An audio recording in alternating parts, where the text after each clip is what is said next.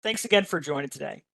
My name is Kevin Hancock, and thanks for joining for today's Insider Insight, preparing for a CMMC assessment with a C3PAO assessor. Yeah, thank you everyone for being here. So today we are going to talk about the C3PO's expectation when you're going through a CMMC level 2. What does the C3PAO, what do the CMMC assessors, what are they expecting, right? My name is Kyle Lai, President and Chief Information Security Officer at KLC Consulting. I've been doing CMMC for about 4 years. I'm a CMMC certified CMMC assessor, and also KLC Consulting. We are an authorized C3PAO. Okay.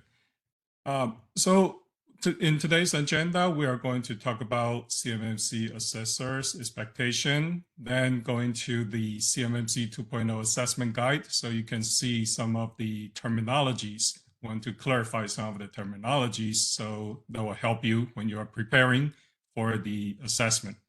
Right? And also, we have one example scenario that we'll go through quickly, and before we get into the Q&A. This is going to be a short presentation. Here are some of the acronyms we'll go through. I'm not going to go through all these acronyms, but if you go for the replay, you can go through these acronyms. Okay, so here is just a brief overview, brief review of CMMC Level 2 certification. So CMMC Level 2 certification has 110 requirements. That's all based on NIST 800-171. Out of these 110 requirements, there are 320 assessment objectives. Certification assessments must be done once every 3 years, and there is a requirement for annual affirmation by the company's senior official. So the senior official of the company must submit this annual affirmation to the SPRS system annually.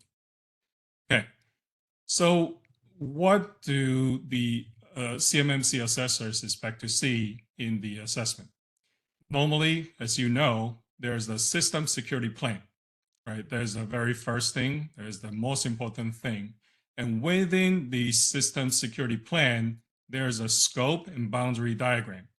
And if you're not too familiar with it, you can refer to the CMMC Level 2 scoping guide that's available on the DoD website. Within this system security plan, as an assessor, I will also want to see the hardware and the software inventory, because these are going to be very important. I want to know, we need to know what is in scope, right, of this assessment. Right? And also network connection, network diagram is going to be important, because we want to understand what do you have within your CUI, CMMC environment. How do you connect to, especially outside the external connections, right? What other external systems are you connecting to? These are going to be very important. And how do you, what kind of system do you have within your environment? Do you have a network segmentation? How does that work? And these are the network diagram that we'll be looking for you to provide. We are looking within this system security plan, there's the control description for each requirement, each of the 110 requirements, right? And this is so we can assess the description and to see if each assessment objective, the 310 objectives, are met. We're also looking for the policies and plans, procedures, right? And these are for all 14 CMMC Level 2 security domains, the domain families. Supporting documents, if you have the supporting documents, the processes, procedures, documents that describe how your control, the person who are responsible for these controls, these requirements, how they perform these activities, right? These are the documents that we want to see as well. Artifacts, there are going to be artifacts, the screenshots, configurations, different artifacts that you are going to provide to the assessors, so assessors can review before the actual assessment to see if there are any questions, right, that during the actual assessment, then the assessors, they're more prepared to ask these clarification questions. If there are some artifacts that are just not feasible to, or if there are some screenshots that are not feasible to provide as artifacts for whatever reason, you can do demonstration or screen share to test the, to demonstrate to the assessor to show that, yeah, the controls are effective, and to demonstrate that controls are working as expected, right, to the assessors. If you do have a physical presence, if you do have a physical location, a lot of times manufacturers, for example, there are paper CUI, and also there are CUI, the computers, physical computers with a CUI on-prem within your premises. So in that case, assessors will go on site to perform the physical inspection. So these are just a high-level view in terms of what the assessors will expect to see. Right. If you go to the CMMC Level 2 assessment guide, you will see there are assessment objectives, but you will see the definition, what is assessment objects. These are the objects, these are the things the assessors will look for. We already mentioned a few of them in the previous slide, but specifications, mechanisms, activities, and the individual or groups. Right, specifications, these are just the documentation, the artifacts that I mentioned earlier, policies, procedures, plans, right, architecture, design. Mechanisms, these are specific hardware, software, firmware safeguards. So you can think of the mechanism as security measures like firewalls or your SIM, the antivirus or endpoint protection. Activities, these are the actual the controls, the activities that the actual activities the individuals will perform, right? For example, the backup operation or some continuous monitoring. And the individuals, these are the people that are actually perform the activities, configuring the systems, for example. So these are the different objects, we call it objects, but these are the things that the assessors will be looking for. Okay, and you will also see there are assessment methods, right? Assessment methods, there are 3 different types of methods the assessors will look to use in the assessment. Usually interview, that is very obvious because when the assessors go to a site or doing virtually or on site, they will conduct the interview with the individuals or groups of individuals, right? They are responsible for handling the CUIs. So there will be the interviews, will get an understanding in terms of how the CUI flow through your organization, how the CUI boundary works. These are going to, and also some of the controls, how does that work? How do your controls work? That will be through the interviews. The examine part is when you provide the artifacts or screenshots. Those are things that the assessors will look to examine, to review, and to see if these artifacts actually meet the requirements, right? And the test, that's when the assessors will expect the individuals to do the demonstration to show the activities. For example, if you say that we do use the multi-factor authentication when we're logging on to firewall, right? For the administrator logging onto the firewall, you have the screenshots already proving that. Yeah, we already have the 2-factor authentication, but the assessor may ask you to just do a demonstration when you are, just show us, like when you are logging in, there's another pop-up and then you have to type in your code before you can log in, right? So there's that's the actual test to show that you are performing the activities and the activities that you perform, the mechanism that you're showing actually match with what you describe in your system security plan, right? Okay, and so these usually we will say that the assessors, these are all based on the assessor's discretion. So usually there are more than two, usually there are two of the methods that will be used by the assessors, but sometimes we'll go for all three, because if there are some controls that require the validation, they will go for the testing, the demonstration. Okay. And there are, within the assessment guide, you will see there are terminologies, right, for each of the assessment objective.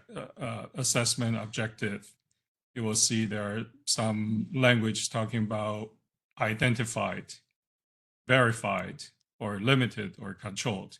So whenever you see identified, that means that you need to have the system, or you need to have the documentation showing that you have authorized the systems or authorized the individuals, right? For example, in this 3.1.20, verify and control limit connections to or use and the use of the external systems. A and B, they're talking about the connection to the external systems are identified. In this case, identify, that means you have to document the external systems, and these, whatever you documented, have to be authorized. That's what we mean by identified, right? That's what the assessment guide said by identified. Verify, that means you have performed the reviews and against the system they are identified, right? So you have performed the review against the authorized list. So that's, and also you have evidence to show that you have performed the review.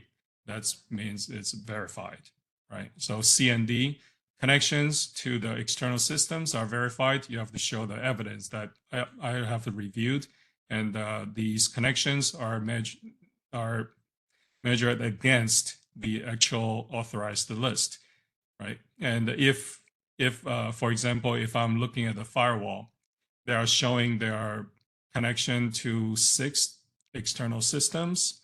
However, I only authorize 5, right? So there's going to be a discrepancy. So the assessor, they're going to ask you more questions. Maybe there are legitimate reasons, but that's when you have to explain if there are any discrepancies. And controls, limit and control, that's when you have a mechanism like a firewall, the example that I just used. You have a firewall, you have some kind of a manual or automated mechanism to control the external, in this case, control the external system connections. Okay. All right. So here's the example. Here's the example that if you have a manufacturer, it's called a MFR1, right? That has a DoD, contract, 20 CY users within this, within the assessment scope, 2 facilities, 1 cage code, 4 systems, and these are different systems. So first thing the assessors will look for is that, look for the SSP, and a lot of these information they'll be looking for will be ahead of time, right? These will be usually between 4 to 8 weeks before the actual assessment, because the assessors, they want to get this information so they can review ahead of time, making sure that you have the SSP, the system security plan, that has the very well documented with the control description, and also meeting all the assessment objectives, right? And we are going to, as the assessor, we're going to evaluate each of the assessment objectives to make sure that each of the assessment objectives are met. Right? And also, we're going to look for the ask you to provide the scope and boundary diagram ahead of time. And usually we will try to schedule a meeting maybe 2 to 4 weeks ahead of time to, if we see there are some questions on the scope and boundary or the SSP, we'll want to get a clarification, or at least to have you walk through the data flow and the scope and boundary with us, walk through this with the assessor, so the assessor has familiarity in terms of what your environments look like, and that there will be some questions. There might be some questions that the assessor they will ask. If you are going through a joint surveillance voluntary assessment, because that if some of you are ahead of the game and that choose to do the joint surveillance voluntary assessment, JSVA, that means that DIPCAC, the DoD DIPCAC organization, that will be part of the, they will join the actual review. That's called the pre-assessment walkthrough as well. Okay, and also the essay inventory, the support documents, artifacts. These are the documents assessor will want to see ahead of time, right? And there will be scheduling to do the assessment. And during this assessment, then there will be an interview. Usually the assessors will try to identify the people that are responsible for the controls, right? Or ask the company to identify the people that are responsible for performing the controls, and they will perform the interviews, and test the controls. So when we are going to, as an assessor, right, when we're testing the controls, we're going to share the screen if we do it virtually. But usually we do the virtual. Most of the time we will do the virtual sessions, except for that one day we'll go on site to perform the physical inspection, right? And I know there are going to be some questions in terms of like, how do I prepare for these assessments?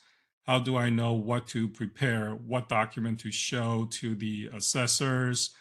In this case, right, when we are going through the test, I will say that we want to make sure that you can demonstrate you will demonstrate, like, for the configurations, that not just to show that, a lot of times not just to show the configuration, for example, passwords, right? Password, they are configured to expire. Then we want to show some evidence that the password actually been changed, within, after or within that 90 days period, right? And the password does expire, if there are going to be some evidence to show that. When we're going on site, the physical security inspection, there will be obviously the physical security section, the physical protection controls, but we'll be looking for the actual paper CUI. There are going to be some media protections. We're going to look at the medias and how you protect those medias. If you are using USB, if they are marked, if they are labeled, we're going to look at those evidence as well. Okay. So what I have prepared for you as well is that a lot of the organizations seeking certifications, or the DIB companies, they are looking for some way to help them prepare for these documents and understand what the assessors are looking for in the layman's term, right, in plain English. And this is what the DIPCAC has originally put together. We modified it slightly. This is what we call the objective evidence list or checklist, right? So we can actually view this as an assessor's playbook, right? So these are what we will use, assessors will use to actually follow through and to see if these, what evidence, what artifacts are we looking for each of the assessment objective, right? And you can see the inputs. Are we looking to do the screen share? And when you see document, that means you know the documents, we're expecting to see some of these documents, and that there will be artifacts, and you will see a line that talk about the physical inspection. So this, we made this available, so you will be able to just go to the scan the QR code and go to the URL to download this objective evidence checklist. There are also other tools. There are about 5 tools that you will be able to download over there as well. Yeah. So these are the different tools that we put together. They are free for you to download. Okay. And I know this is very quick because I know we have quite a few questions. Yes, we have that, so Kyle. feel free. Yeah, absolutely. So thanks everybody. So as Kyle mentioned, because one of the questions that came over was, you know, can we get a copy of the checklist, et cetera. So as Kyle mentioned, he provided the QR code, so you folks can scan this and get access to those tools. And as John mentioned in the chat as well, you will be receiving the presentation as a follow-up email to this as well. So just want to level set everybody there. And then just let me, I'm going to take over from Kyle for a minute here. Yep. There we go. So everybody, we, whoops, that was bad. Let me jump to the one I actually wanted to get to here. There we go. So we are gonna ask you to fill out an exit poll. Would appreciate you guys taking some time. This does inform us kind of both how we did today, as well as provide us some feedback on additional topics and things like that you'd like to see. So I'm going to keep this up and running, and it will be available obviously for throughout for the next 15 minutes while we kind of cover the questions. So before I jump into those, this is the Exostar commercial, if you will. So if you are looking, and because you're here, I assume you are in the market for CMMC solutions. You're trying to solve that question of how do I become CMMC compliant? How do I become compliant with NIST 800-171? So Exostar does offer a suite of products, and Kyle is one of our partners in that effort. So we offer 2 solutions to kind of get you ready for the CMMC assessment. Those are Policy Pro and Certification Assistant. Policy Pro provides you templates of the policies around those control families. It allows you to customize those to fit your particular organization, right? As Kyle mentioned, there are policies, procedures, et cetera, that need to fit the way you do things, because that's going to be one of those assessment criteria.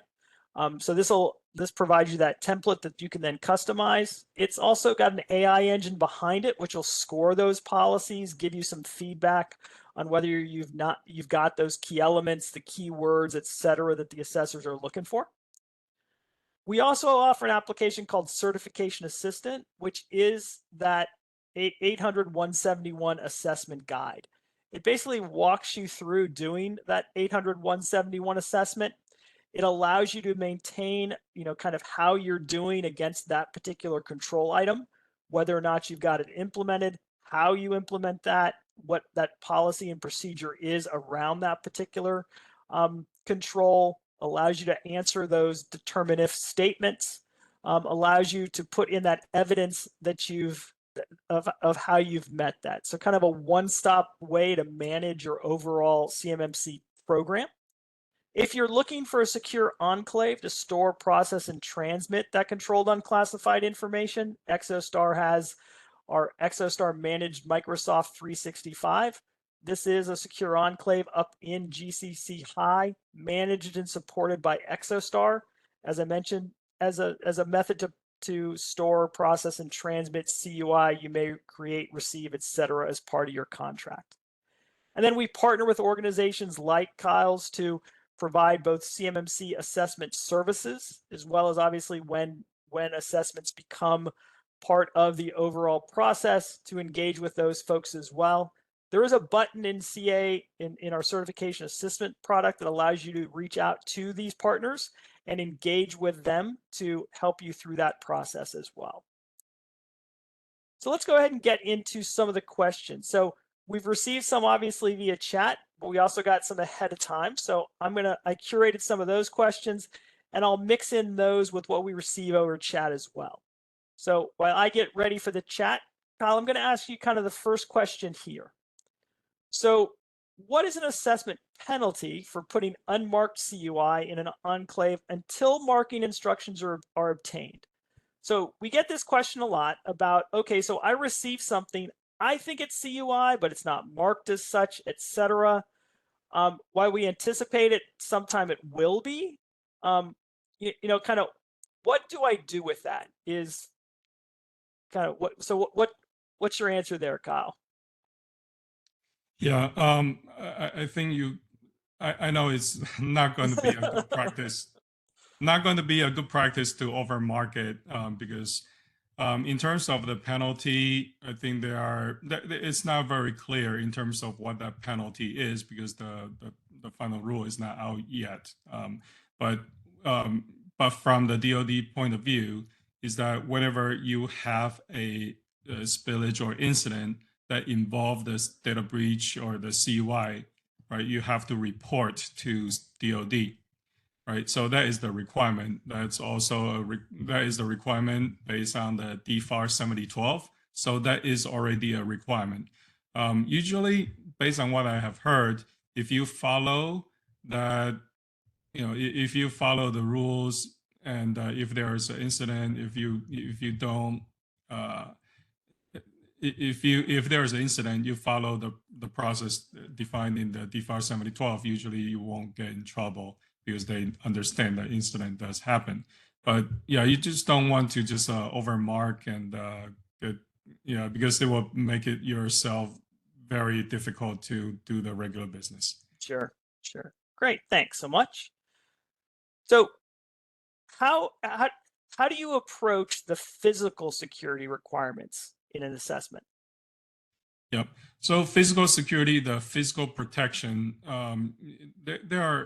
there are some basic things that is mentioned in the assessment guide, that you need to have this perimeter security, you need to have the door lock, and you know, some reasonable camera is optional. It's not really a requirement, right? However, you do need to have either the badge reader or a key, regular key, Okay. you know, some kind of a lock. Right. Yeah. So with that, I think it will be okay. If you can do additional monitoring if you have a server room within your environment, then adding another lock to your cabinet that store the physical CUI or the servers, I think that will be advisable too. But if you have if you put your files or servers, you know, all these network equipment, CUI equipment, the assets that holds the CUI in the secure parameter, I think it will be fine.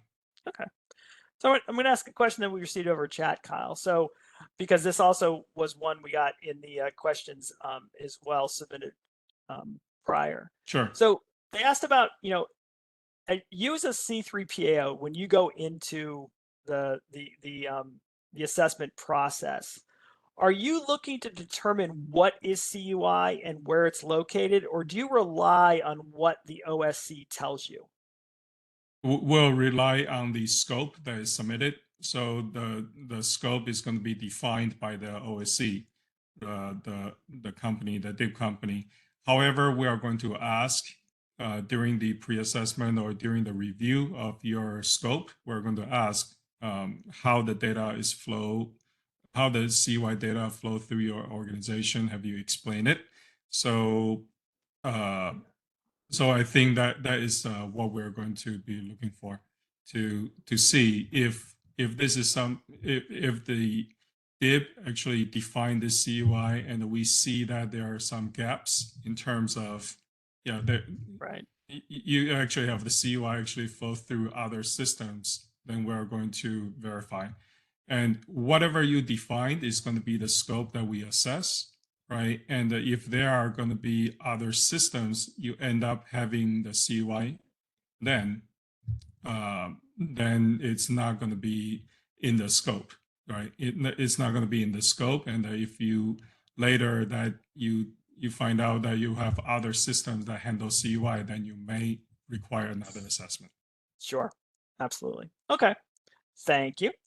On the so I'm going to ask this third question because we get this quite a bit about COTS suppliers. So are COTS suppliers required to meet that level 2? Because level 2 is that one where you receive CUI, you need to protect that CUI with a particular, with these controls in place.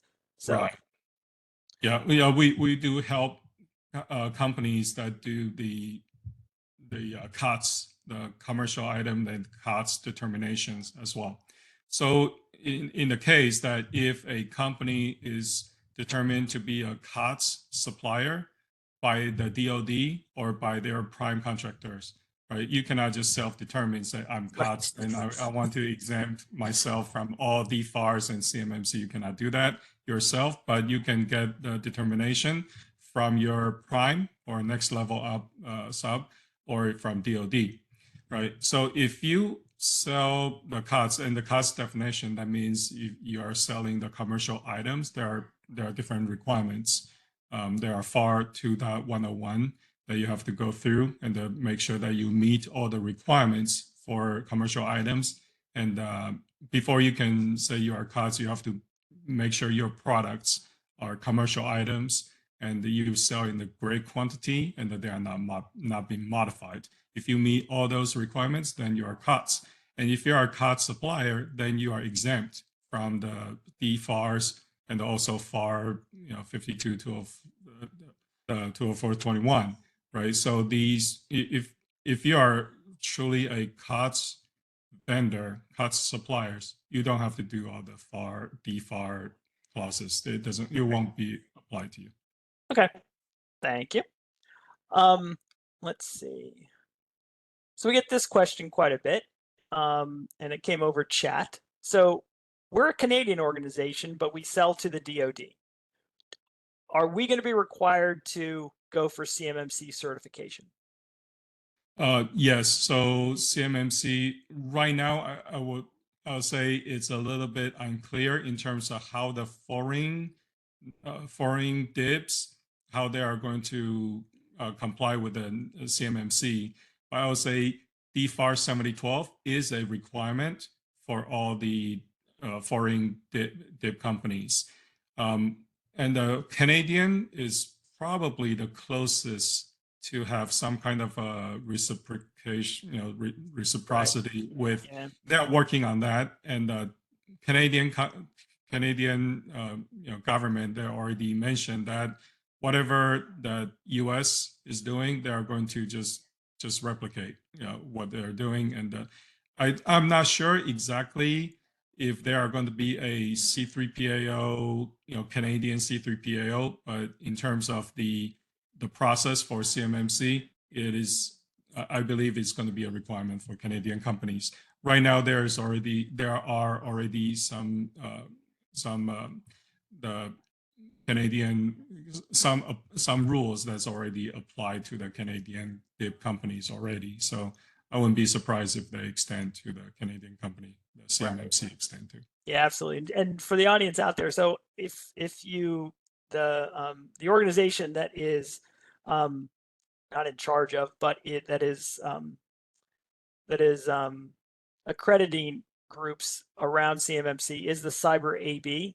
In their monthly town hall, like during last month's session, they did mention that the Canadian government and the Canadian Ministry of Defense is in the process of rolling out a very similar program to CMMC. So I think that's, that's why many in the community are expecting at least some kind of reciprocity, or that it'll be very similar in scope and requirements, et cetera, between what the US DoD is doing.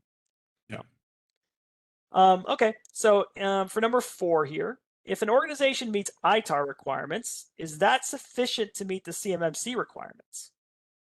Yeah, so ITAR is a separate requirements that's international like trade for arms regulations. Yep. Right. So these are for DoD. If you're, for example, the ITAR, if you are making ammunitions, right? Ammunitions, these are going to be ITAR. You have to meet the ITAR, but ammunition, is that CUI?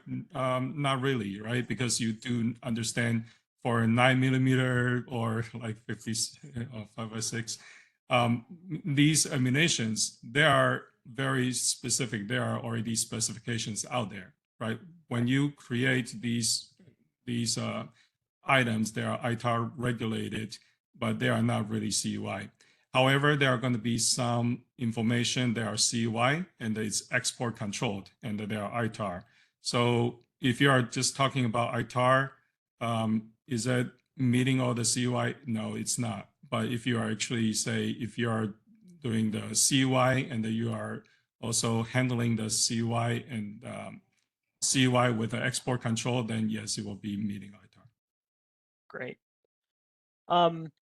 So on number 5 here, so I know, Kyle, you're providing the audience some great tools around documentation, to preferred templates, etc.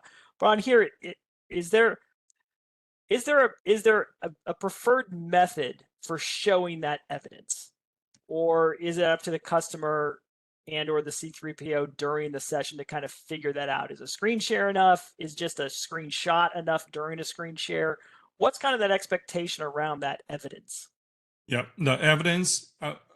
So before, if you want to provide the artifacts, then you want to provide the artifacts ahead of time. There is not really a format that you need to follow, as long as the artifacts demonstrate that you are following your practice and your controls are effective, right? You want to show that, yeah, if we say the passwords is configured to expire in 90 days and we have complexity, it cannot be used for the previous 12 times. You want to show that in the screenshot, right? And you want to put that maybe in the graphic file, right? Image file.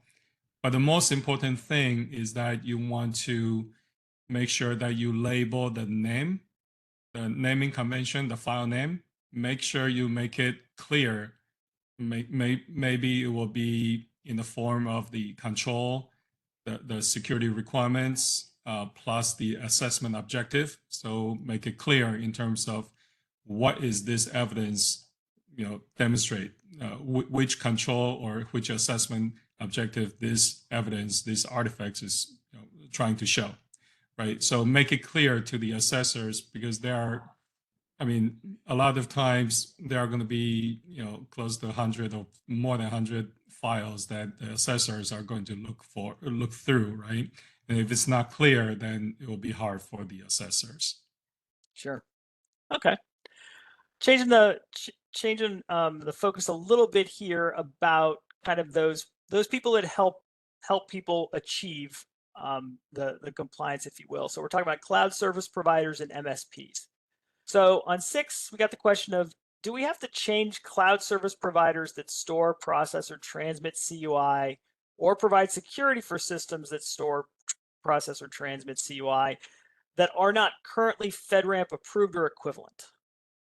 Yep. So based on the proposed rule and based on the DFARS, if you are using a cloud service provider based on the proposed rule, yes, you will need to have the company that provide the cloud service for you will need to have the FedRAMP authorization or equivalency.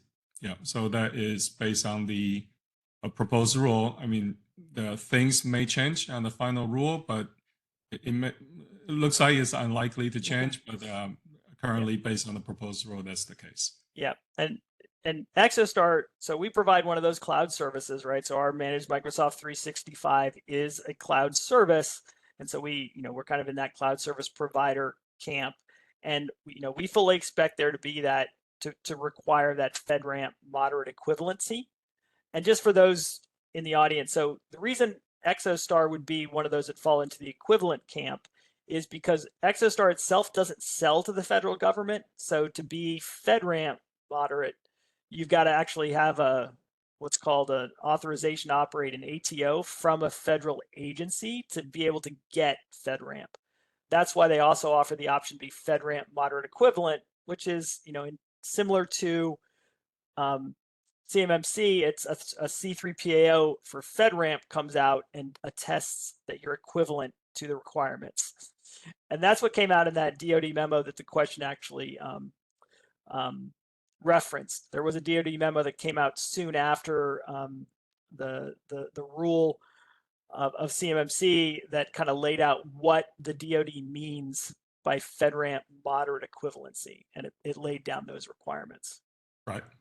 So that same vein on number 7, right? So as an MSP for multiple customers that supports that are reporting to SPRS, we're anticipating the need for our business to complete an assessment. What's your opinion on how we should prepare for an assessment if we do not have a contract with anyone, like they don't have the direct DFARS clauses in their contract? Yeah. So currently in the proposed rule, it mentioned that ESP external service providers, which include the MSP and the MSSPs, right? So you need to get the CMMC certification. But things may change, but that's what's in the proposed rule right now. If you do not have a contract, you can still get a cage code, right? And once you have the cage code, that you will be able to submit your score into the SPRS, and in the future, I think let me just read these questions a little bit. Yeah. So in the future, I think that it will be a good idea, at least for the MSP and MSSP, to go through these requirements and understand what is the responsibility of the MSP and the MSSP, right? This is going to be a shared responsibility, and will be a good idea for the MSP and MSSP to create this shared service metrics, shared responsibility metrics. So you understand, these controls, maybe out of these 110 controls, 50 of them are going to be inherited because I, as a MSP, we perform these controls. So it can be inherited and to the DIB company, right? There might be another 50 that are shared responsibilities,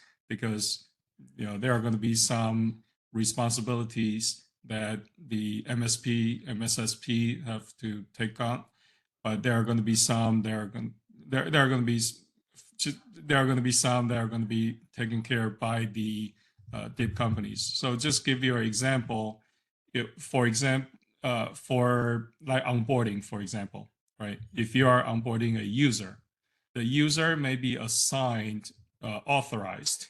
The authorization of that user account, the new user account, is going to be by the DIB company, right? Then the DIB company can tell the MSP, say, create this account because this account has been authorized, right? So this is the account creation is going to be the responsibility of the MSP, MSSP, right? So there are going to be shared responsibility in some of these controls.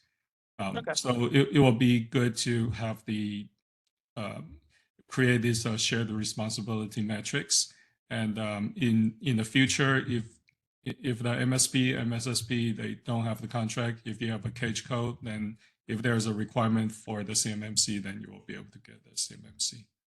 Okay, fair enough. So I'm going to take a question from the chat here, because we get this question a lot about kind of the scope of the SSP.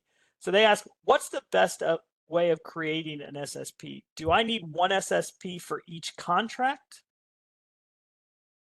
I think it's going to be depends. Depends on how it's going to be depends on how you define your scope, right? Again, these are going to be based on your scope, how the CUI data flow through your organization. If you have, I mean, we deal with multiple cage codes, or a company with multiple cage codes, but they all share with the same central enterprise IT, right? And IT manage everything. They have a shared. They do have a shared server, but they're all restricted by different contracts, right? There are different folders for different contracts. In that case, maybe you just need to have one, or you still need to look into a little bit more details, but you might just need one SSP in those cases, Right. right? But if you are going to be like, like a very complex environment where that contract, one of the contract is really, you need to have a totally separate environment. You need to have everything in the cloud. The other contract is everything on-prem. There is no crossover, right? And you might just want to say these are two different networks. And I mean, there are going to be some like HR and the physical security that might be overlapped, but you might want to have two different SSP in those cases. Okay, fair enough.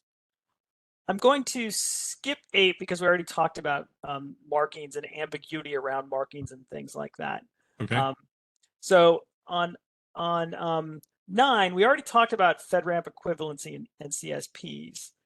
However, I do want to tackle kind of the second part of 9 here, because it's kind of that, it's a CSP that doesn't store, process, or transmit, but it's just those security functions, right? I utilize a cloud service for my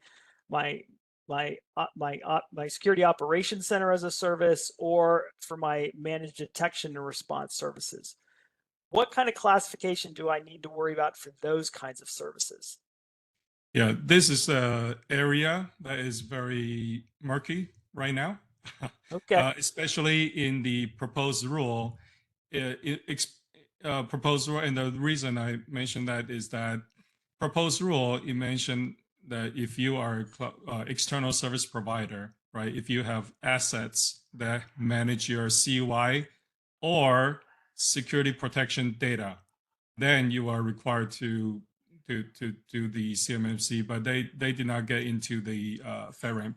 For the FedRAMP, I know if you handle the CUI, you are required to, if you are handling CUI, then you are required to have the FedRAMP. It did not mention about like the actual security protection data and the other stuff.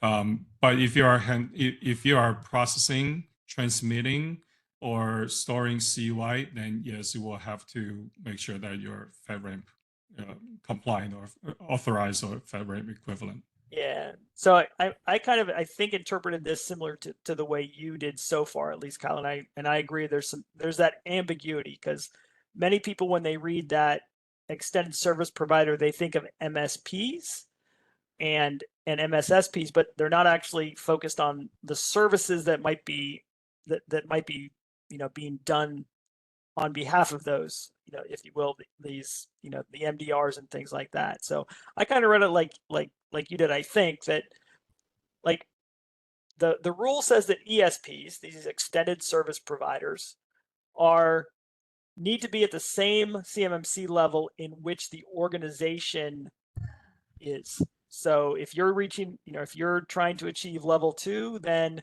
your ESPs also need to be at level 2. And that includes kind of those cloud services that you might engage as those security protection assets. Right. There are a lot of public comments about the ambiguity, because there in the proposed rule, there's the security protection data is not defined, Right. and there's no definition. What is security protection data, right? So that needs to be defined, and also, if that is the case, then the question about not really touching the FedRAMP but the CMMC, because right now there is a problem, chicken and egg problem, right? If I'm a DIB company, I'm using a MSP, right? But the MSP cannot even get the certification, CMMC certification right now, so I'll be in trouble because Right. yeah. So I think there is some prioritization that DoD will have to figure out. Who, if the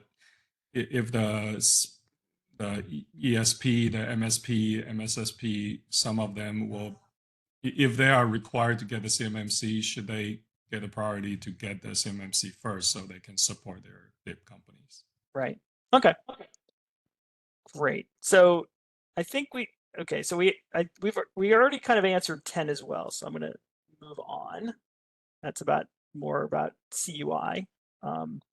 So in this deck, you'll also get some links to additional information as well. And again, I'd encourage everybody to also utilize the additional things that Kyle provided on his deck. Please scan that QR code, get that additional information that he's provided there. That's a great help as you get ready for these things. Also want to point out, Exostar has free trials for its CMMC Ready suite, so you can get a free trial of that Certification Assistant and Policy Pro as well. And now in the last few minutes, let's go ahead and cover a few more questions that we got here. So when you do your assessment, are you going to assess all the 325 objectives one by one, or do you focus only on the 110 controls, or kind of is it a sampling? Kind of how is that assessment done, Kyle? Yeah, it's actually 320 Right. instead of 325. Yep. So 320 objectives. Yeah, assessment objectives. Yep. These are going to be assessed against, and make sure that each of the assessment objective is met before you can get 110. So for people who are not familiar, so each security requirement, each of 110 control requirement, they will have they are going to have assessment objectives under it. So all these assessment objectives have to be met, right, in order for the control or the requirements to consider as met, right? So yes, we are going to assess all 320 to make sure that each one of them are met before they can get 110, the score of 110. Okay, fair enough. Okay, I got a practical question here, number 12. So when you're doing that physical walk around, right, you need to go on site because they do have on-site assets. How much of a cage is an acceptable compliant deterrent in the caged inventory area? Do I need a top on my cage, or is just 4 walls enough? I think without looking at the cage, I don't know where that cage is. Fair enough. Yeah, so if it's if it's going to be in a very secure area in the data center, that's all bomb-proof, and all the, you have to have a retina scan and the palm print, like, 3 factors before you can get in. I would say those, you probably, and because there are additional controls in place in those high security area, maybe the top, cage top may not be required. But if you are putting your cage in the middle of the, in the middle of the factory shop, right? It may end up without any monitoring, without any cameras. Then we'll have to see, if it's actually truly secure in that situation. Absolutely. So I'm going to take 13 because this is, as a cloud service provider, and as I mentioned, our managed Microsoft 365 kind of falls in that umbrella, and we provide that shared responsibility matrix as well as the FedRAMP moderate equivalency. And I often get this question about, okay, so is that enough, or what do I need to provide? And my answer, Kyle, and this is why I wanted you on the call when I kind of answered the question, just to please correct me if I'm wrong, is that at the end of the day, I provide the shared responsibility matrix, so you're informed on kind of what you need to do as part of that. So at the end of the day, it is your organization's system security plan. You need to account for all 110 controls. And if there are organizations that are assisting you or are taking on a part of that responsibility, you need to lay out what they do as part of that. And that should be what they provided you on that shared responsibility. And then what you do to either augment, supplement, or not to that portion as well. So you still need to account for it. It needs to be part of your overall plan. Yeah.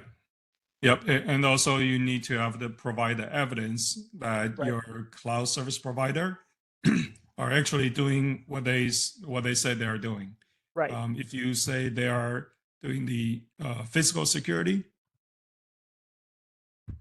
so if there is a physical security controls that are offloaded to your cloud service provider, then we need to see, if there's a FedRAMP, the package that's Right. already showing that, it's already been assessed by FedRAMP, and they're already been certified. So we need to have those evidence to show that, the controls are being reviewed, attested, and those controls are met. Great.